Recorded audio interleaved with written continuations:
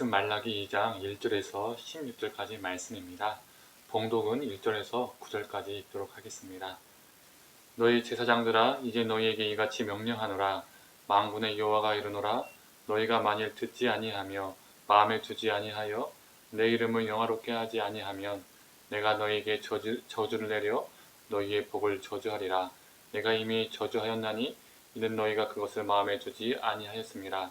보라, 내가 너희의 자손을 꾸짖을 것이요 똥 곧 너희 절개 희생의 똥을 너희 얼굴에 바를 것이라. 너희가 그것과 함께 제하여 버림을 당하리라. 만군의 여호와가 이르노라. 내가 이 명령을 너희에게 내린 것은 레위와 세운 나의 언약이 항상 있게 하려 함인 줄을 너희가 알리라.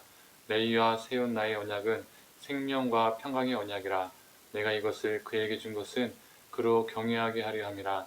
그가 나를 경외하고 내 이름을 두려워하였으며 그의 입에는 진리의 법이 있었고 그의 입술에는 불의함이 없었으며 그가 화평과 정직함으로 나와 동행하며 많은 사람을 돌이켜 죄악에서 떠나게 하였느니라. 제사장의 입술은 지식을 지켜야 하겠고 사람들은 그의 입에서 율법을 구하게 되어야 할 것이니 제사장은 만군의 여호와의 사자가 됨이거늘. 너희는 옳은 길에서 떠나 많은 사람을 율법에 거스르게 하는도다. 나 만군의 여호와가 이르노니 너희가 레위의 언약을 깨뜨렸느니라. 너희가 내 길을 지키지 아니하고 율법을 행할 때에 사람에게 치우치게 하였으므로 나도 너희로 하여금 모든 백성 앞에서 멸시와 천대를 당하게 하였느니라 하시니라. 아멘. 오늘 말씀을 들으신 우리 모든 성도님들에게 하나님의 은혜와 평강이 있기를 간절히 소망합니다. 오늘 본문 2장 1절에서 9절까지의 말씀은 제사장 즉 종교 지도자를 향한 하나님의 책망, 그리고 10절에서 16절까지의 말씀은 이스라엘 즉 유다 백성들을 향한 하나님의 책망을 담고 있습니다. 먼저 1절에서 9절을 살펴보면 하나님의 말씀을 듣지 아니하고 하나님을 마음에 두지 않는, 즉 하나님을 향하여 겁을 상실한 두려움이 없는 제사장들의 얼굴에 똥칠을 하시겠다는 하나님을 보게 됩니다. 6절에서 8절을 보면 제사장들의 주된 역할이 무엇인지 알 수 있습니다. 제사장의 입에는 진리가 있어야 합니다. 화평과 정직함으로 하나님과 동행함으로써 백성들을 돌이켜서 죄악으로부터 떠나게 해야 합니다. 또한 제사장의 입술에는 지식이 있어야 하지요. 즉 하나님을 바로 아는 지식, 하나님을 경험한 지식을 말하는 겁니다. 그래서 백성들은 제사장들의 입술을 통해서 율법을 구하게 되는 것이죠. 공동번역 7절은 이렇게 말하고 있습니다. 읽겠습니다. 사람들은 그 입술만 쳐다보면서 인생을 바르게 사는 법을 배우려고 하였다. 제사장들의 가르침을 통해서 백성들은 인생을 바르게 사는 법을 배워야 한다는 것입니다. 즉 제사장들은 백성들에게 하나님의 말씀을 온전히 가르치고 자신도 하나님의 말씀으로 살아내고 또한 그런 삶을 통해서 백성들이 하나님의 백성답게 살아가도록 돕는 것이 제사장들의 역할이었던 것이죠. 그런데 그들은 그 역할을 저버렸습니다. 제사장들은 옳은 길을 떠나서 자신뿐만 아니라 백성들까지도 율법을 거스르는 삶을 살도록 만들었죠. 성경을 인도한 셈이 되어버렸고 같이 죽음의 길로 끌고 간 것입니다. 그래서 하나님이 종교 지도자였던 그들을 향해서 너희들의 얼굴에 내가 똥칠을 하겠다라고 강하게 말씀하신 겁니다. 이 말씀을 읽을 때마다 저는 이 구절이 늘 두려움으로 다가옵니다. 제가 목회자로서 내 입술에 진리가 없을 때, 하나님과 동행하지 못할 때, 하나님을 알고자 하는 간절함이 내 안에 없을 때에 내가 하나님의 말씀을 빙자해서 그릇된 일을 행할 때 나만 죽는 것이 아니라 많은 이들을 죽일 수 있는 그런 살인기계가 될 수 있다는 것을 마음 가운데 늘 느끼고 그게 늘 두려움으로 다가옵니다. 꼭 사람을 칼로 죽여야만이 살인자가 아니라 이런 게 살인이구나. 그냥 살인자도 아닌 사기꾼이자 연쇄 영적인 살인범이 되는 것이죠. 그래서 하나님께서 제 얼굴에 똥칠을 하실까봐 두려움이 늘 제게 있습니다. 말씀을 들으시는 성도님들께서는 제가 영적인 연쇄 살인범이 되지 않도록, 얼굴에 똥칠을 당하는 목사가 되지 않도록 하나님의 말씀을 읽고 묵상하고 연구해서 그 말씀의 귀한 도구로 쓰임받고 말씀으로 살아내는 목회자가 되도록 설교한 것을 말씀으로 살아내고 또 말씀한 것을 설교하는 그런 목사가 될 수 있도록 기도해 주시면 참 감사하겠습니다. 오늘 본문 10절에서 16절을 보면 1절에서 9절까지 등장하는 어긋난 제사장들, 율법을 가르치는 그 어긋난 자들, 다른 말로 하면 그릇된 성경 선생들이 백성들을 바르게 이끌지 못하고 오히려 그들로 인하여 그릇된 길로 간 타락에 빠진 유다 백성들의 모습을 그리고 있습니다.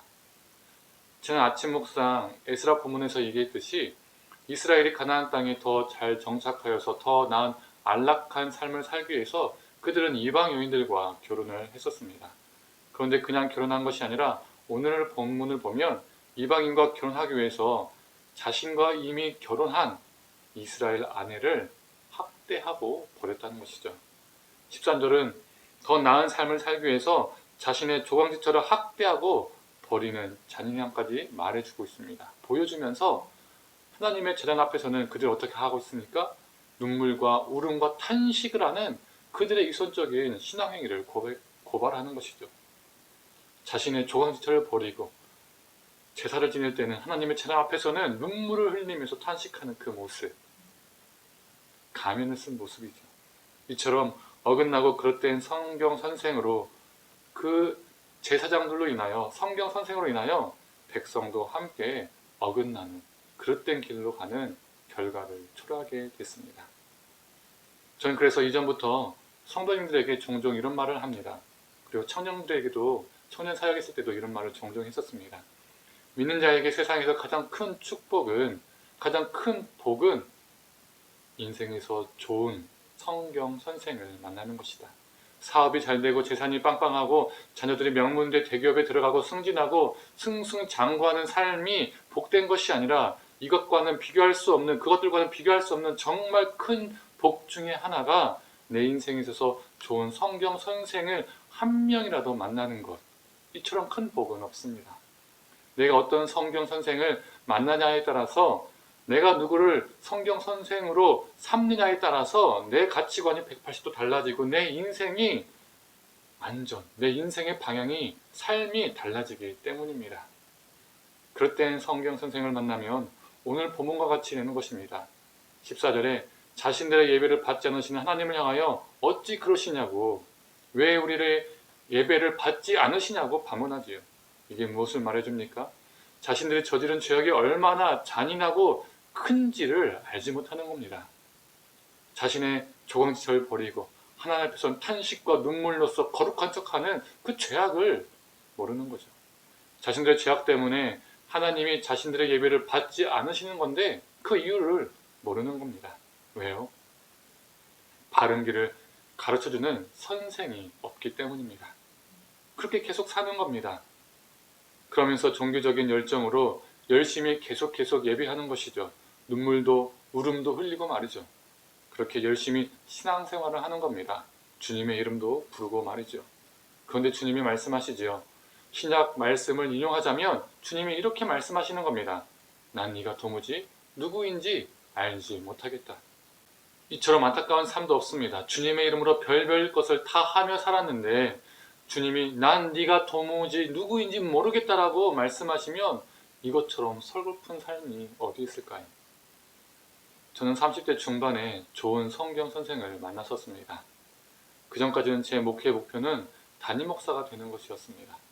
처음부터 그런 것은 아니었지만 어느 순간부터 그게 제 인생의, 제 목회의 목표가 되었었죠.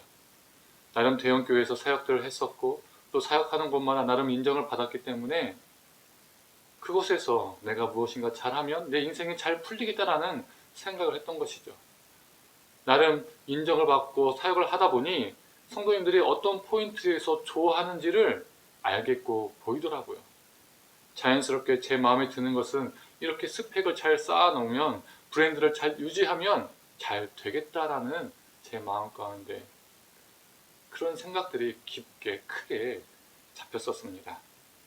그런데 30대 중반 좋은 성경 선생을 만났었고 제가 잘못된 길을 걷고 있음을 발견했었죠.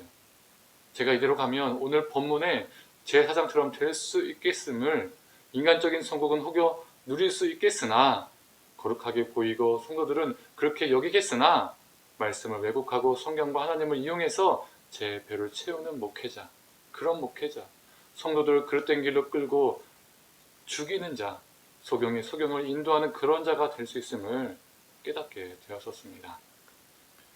목회에 대한 제 삶과 가치관의 전환점이 30대 중반에 일어났었습니다. 만약 좋은 성경 선생을 만나지 못했다면 아마 저는 지금 다른 길을 걷고 있을지도 모릅니다. 사랑하는 성도님들의 인생 속에서 정말 좋은 성경 선생을 한 명이라도 만나게 달라고 기도하십시오. 세상의 어떠한 복보다 그 복을 위해서 기도하십시오. 그 복을 얻기 위해서 발버둥치고 그 복을 누리는 그러한 존귀한 삶 살기를 간절히 소망합니다. 또한 이미 좋은 성경 선생을 만났다면 그분을 통해서 공급하시는 하나님의 말씀에 잘 경청하고 그분이 늘 하나님 앞에서 변질되지 않고 온전하게 살아갈 수 있도록 그분을 위해서 기도해 주시기 바랍니다. 또한 저를 비롯한 이 땅의 많은 목회자들이 오늘 본문에 나오는 제사장들의 길을 가지 않고 입술에 진리가 있고 하나님의 말씀을 위해서 성실히 연구하고 선포하는 자, 옳은 길을 걸어서 많은 사람들을 하나님의 말씀 가운데 인도하고 살아가게 하는 자, 사람을 두려워하지 않고 하나님을 두려워해서 성도들이 그릇된 길로 걸어갈 때 훈계할 수 있는 자, 그런 목회자들이 되게 달라고, 이 땅의 많은 목사들이 그러한 사람 되게 달라고 기도해 주시기를 간절히 소망합니다. 기도하겠습니다.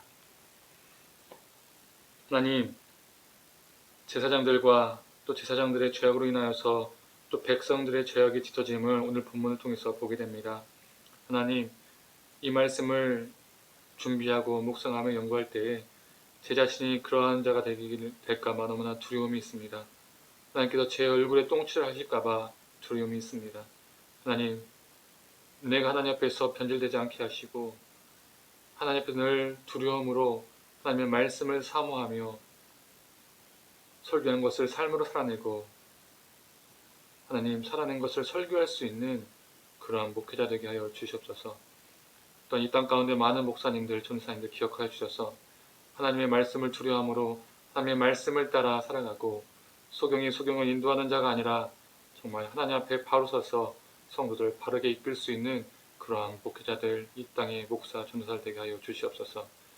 하나님, 우리 이 말씀을 듣는 성도님들 인생에 있어서 어떠한 부를 누리고 건강하고 정말 높은 위치에 올라오고 권력과 명예를 얻는 세상의 그러한 복이 아니라 이 땅 가운데 살면서 어느 것과 비교할 수 없는 세상에서 가장 큰 복 중의 복, 인생 속에서 좋은 성경 선생을 만나 그 성경 선생을 통해서 하나님의 말씀을 깊이 깨달아 알게 하시고 그 말씀을 통해서 삶이 되어지고 변화되어지고 가치관이 변화되어져서 하나님을 기쁘시게 하는 그러한 삶을 살 수 있도록 주님 함께하여 주시옵소서.